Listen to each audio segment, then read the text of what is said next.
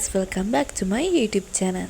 අද මම ඔයාලට ගෙනාවේ room cleaning vlog එක. මේක room makeover vlog එක නෙමෙයි. මොකද තව දේවල් ටිකක් add වෙන්න ඕන මේ room එකට. ඉතින් මේ vlog එක මට සාමාන්‍යයෙන් කියන්න පුළුවන් room makeover vlog එකේ part 1 කියලා. මම ඔයාලට room makeover vlog එකකින් හරි නැත්නම් වෙන vlog එකකින් හරි ගියේ ඉන්න wall posters හලුවේ කොහොමද කියලා. මම මුලින්ම වස් කරන්න ගත්තේ මගේ table එක. මම මේ කාමරේ ආසම තැන තමයි මගේ table එක.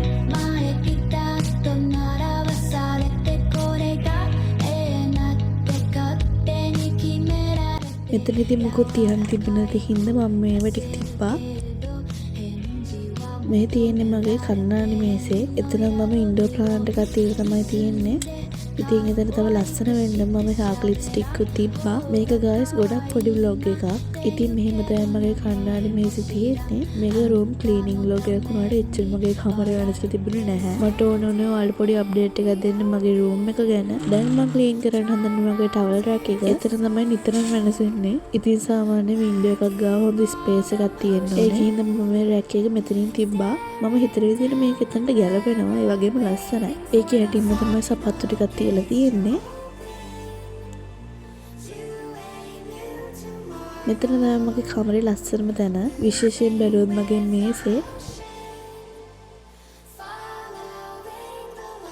මෙතනත් මම ඉන්ඩෝර් ප්ලාන්ට් එකක් තිබ්බා. ඊට පස්සේ අපි ඉක්මනට අද තස් කරගමු.